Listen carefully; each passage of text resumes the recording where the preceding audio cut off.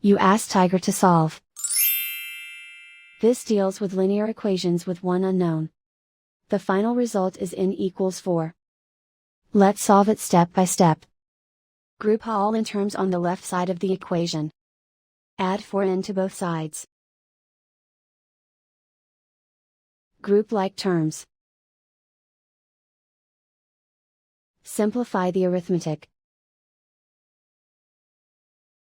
Group like terms. Simplify the arithmetic.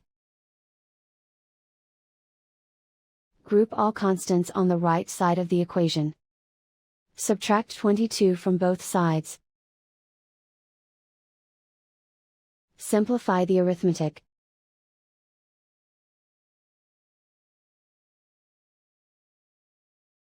Isolate the n. Divide both sides by -2. Cancel out the negatives. Simplify the fraction.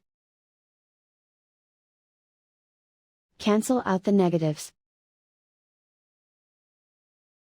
Find the greatest common factor of the numerator and denominator.